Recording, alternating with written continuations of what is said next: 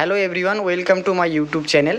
দেখো আজকে আমি তোমাদের মডেল অ্যাক্টিভিটি টাস্ক, এটা অক্টোবর মাসের, এটা পার্ট 7 দশম শ্রেণীর গণিতটা আমি তোমাদেরকে সলভ করে দিয়ে বুঝিয়ে দেওয়ার চেষ্টা করব।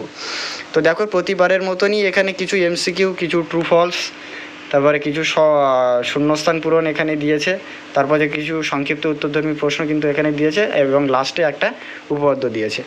তো আমি প্রশ্নগুলো লিখে নিয়েছি, তোমরা কোশ্চেনও পেয়ে যাবে উইথ আনসার। তো সময় না নষ্ট করে আমি তোমাদের একের পর এক সলিউশনগুলো করে দিচ্ছি। দেখো এখানে ফার্স্টের এমসিকিউটা বলেছে যদি এ প্রপোর্শনাল টু বি হয় তাহলে কোন অপশানটা রাইট হবে। তো অপশানের দিকে ফার্স্ট আমাদের তাকিয়ে কোনো লাভ নেই, আগে আমরা দেখি দেওয়া আছে প্রবলেমটা কি। দেখো এ প্রপোর্শনাল টু বি, তাহলে প্রপোর্শনাল তুলতে গেলে তোমাকে একটা প্রপোর্শনাল কনস্ট্যান্ট নিয়ে আসতে হবে।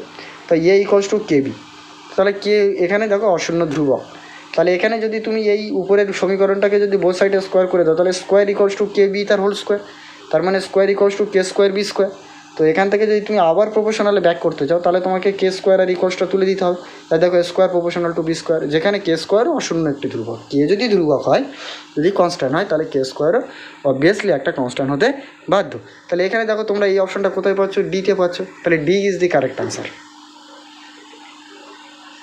এবার তোমরা চলে আসো 2 নম্বরের যে এমসিকিউটা তোমাদের রয়েছে। দেখো বলছে এ ও বি একটি ব্যবসা শুরু করে, এ 1000 টাকা 9 মাসের জন্য এবং বি কিছু টাকা, এইটাই ইম্পর্টেন্ট, কত টাকা সেটা কিন্তু বলা নেই, এইটাই বের করতে হবে। কিছু টাকা 6 মাসের জন্য ব্যবসার কাজে নিয়োজিত করে, ব্যবসায় মোট লাভ যদি 600 টাকা হয় এবং বিয়ের লাভ যদি 400 টাকা হয় তাহলে ব্যবসায় বিয়ের মূলধন কত। দেখো মোট লাভ বলে দিয়েছে, একজনের লাভ বলে দিয়েছে, তাহলে আরেকজনের লাভটা বের করতে পারবে। তো সেটা কিন্তু তোমাকে বের করতে বলেনি, বলেছে বিয়ের মূলধনটা কত। তো দেখো এখানে আনসারটা হয়ে যাবে তোমাদের বিয়ের যে 3000 টাকা যে অপশানটা আছে। তো তোমরা এটা কী করে হচ্ছে সেটা একটু দেখো। বলছে এর 1 মাসের মূলধন দেখো, তাহলে কত, 1000 × 9 মানে 9000 টাকা।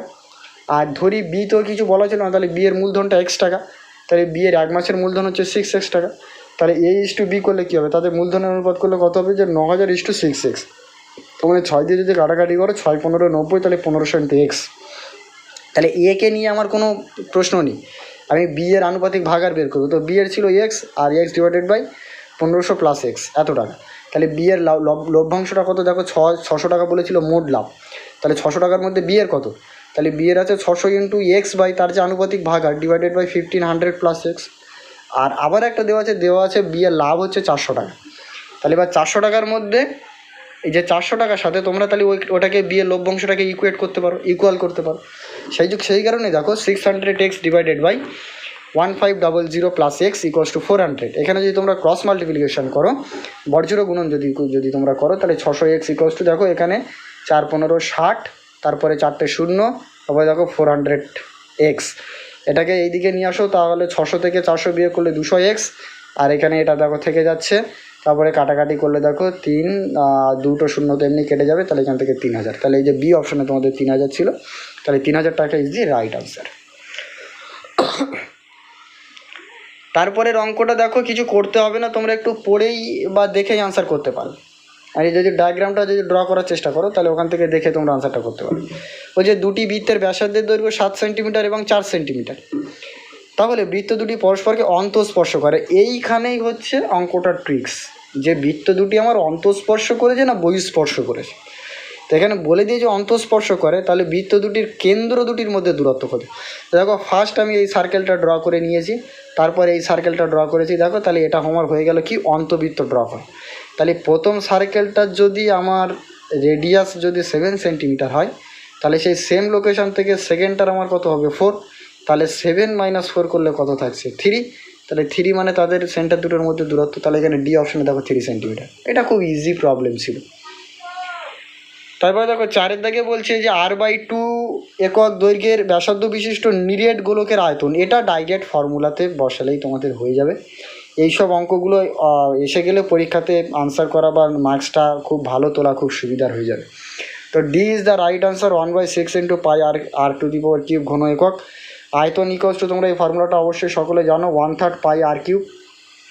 তো এখানে আরটা আমার কত বলেছে, আরটা হচ্ছে r/2 একক দৈর্ঘ্যের বলেছে। তো এই জন্য এখানে দেখো এই যে 4/3 × π × r/2 two the power cube. এখান থেকে যদি দেখো তোমরা এখানে এই উপরের লাইনটা আমার একটু মিস্টেক হয়েছে, এটা 4 ধরে নেবে, 4/3 pi into R to the power cube. সেখানে আরটার ভ্যালু আমার আছে r/2। তো এখানে দেখো 4/3 ইন্টু পাই ইন্টু r/2 এর কিউব। তো কিউব করলে দেখো r³ ডিভাইডেড বাই 8। তাহলে এখানে যে 4 দিয়ে কাটাকাটি করলে দেখো 4 2 8। তাহলে এখানে থাকছে পাই r³ ডিভাইডেড বাই নিচে দেখো থাকছে 3 2 6। তো এখান থেকে তাহলে হয়ে গেল 1/6 পাই আর টু দি পাওয়ার কিউব ঘন একক। তারপরে দেখো আছে সত্য মিথ্যা। তার প্রথমটা বলছে দুটি সদৃশকোণী ত্রিভুজ সর্বদা সর্বসম। এই কথাটা ভুল। এবার এটা যদি উল্টো করে বলতো, যদি বলতো যে দুটি সর্বসম ত্রিভুজ অলয়েজ সদৃশকোণী, সর্বদা সদৃশকোণী, তখন কিন্তু রাইট আনসার হতো, সত্য হতো। তাহলে এটা হয়ে গেল তোমাদের ফলস স্টেটমেন্ট। সেকেন্ডটা কী বলছে দেখো, একটি লম্ববৃত্তাকার শঙ্কুর উচ্চতা, ব্যাসার্ধ এবং তির্যক উচ্চতা সর্বদা একটি সূক্ষ্মকোণী ত্রিভুজের বাহুত্রয় হবে। দেখো এই অঙ্কটা তোমাদের আগের মডেল অ্যাক্টিভিটি টাস্কে ছিল, আমি করিয়েছি। তখন বলেছিল কি, একটি লম্ববৃত্তাকার শঙ্কুর উচ্চতা, ব্যাসার্ধ এবং তির্যক উচ্চতা সর্বদা একটি সমকোণী ত্রিভুজের বাহুত্রয় হবে। ওই কোশ্চেনটা তোমরা একটু রিকল করার চেষ্টা করো, রিমেম্বার করার চেষ্টা করো, যে ওটা কিন্তু সত্য করেছিলাম। কারণ এটা মানে আমরা যদি ডায়াগ্রামটা ড্র করি তাহলে কিন্তু হয়, কিন্তু এখানে বলেছে সূক্ষ্মকোণী ত্রিভুজ, তাহলে হবে না, এটা মিথ্যা স্টেটমেন্ট। তাও দেখো আমি একবার তোমাদেরকে বুঝিয়ে দিয়েছি। এইটা হচ্ছে শঙ্কুর একটা ছবি।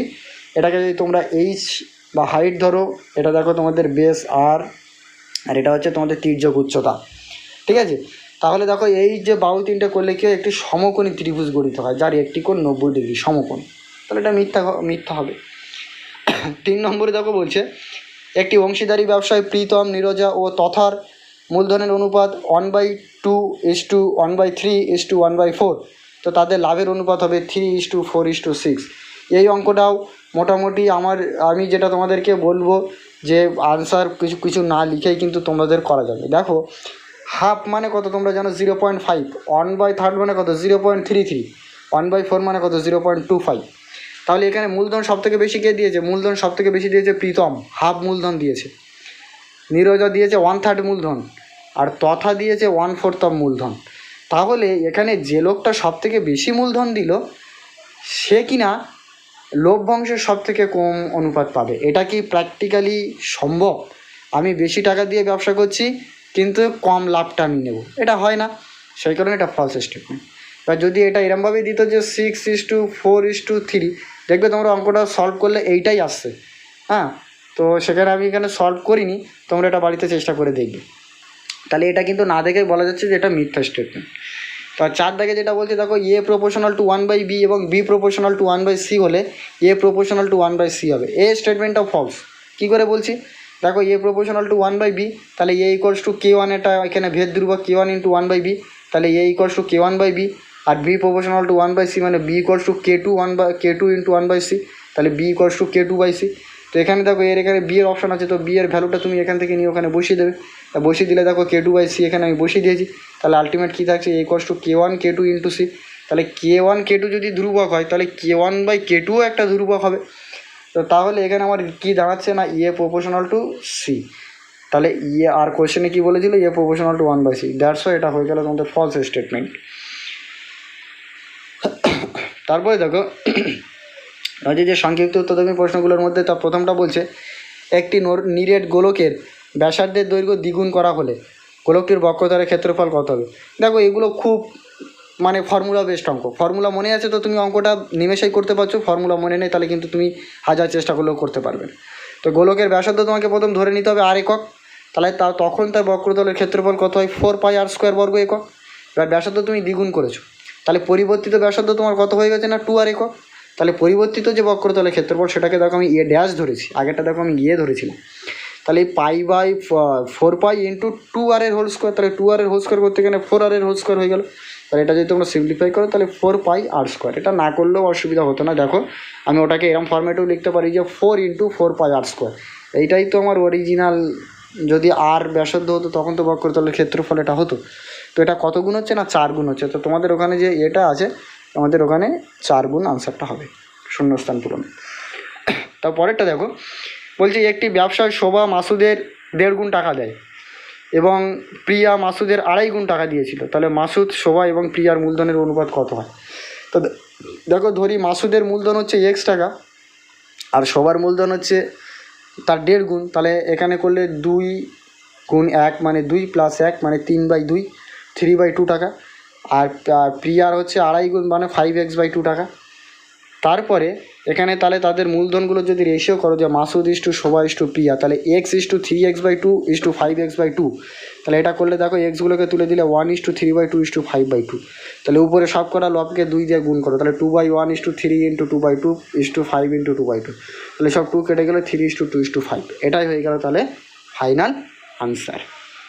এবার দুটি বৃত্ত পরস্পরকে এ বিন্দুতে বহিঃস্পর্শ করেছে। এইটা আগের বার দেখো তোমাদের এইটা বুঝতে হবে, কিছু কিছু জায়গাতে বলবে অন্তঃস্পর্শ, কিছু কিছু জায়গাতে বলবে বহিঃস্পর্শ। এই জায়গাটা একটু খেয়াল রাখবে।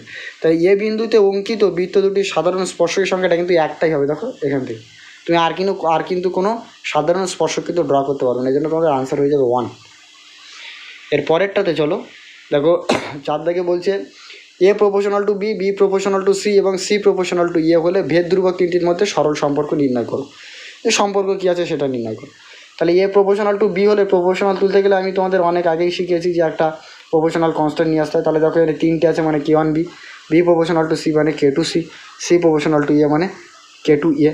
তাহলে এই 3টে হচ্ছে অশূন্য ভেদ ধ্রুবক। তাহলে এই 3টেকে যদি গুণ করে দাও তাহলে বাঁ দিকে দেখো এ গুণ বি গুণ সি, আর ডান দিকে k1b into k2c into k3a।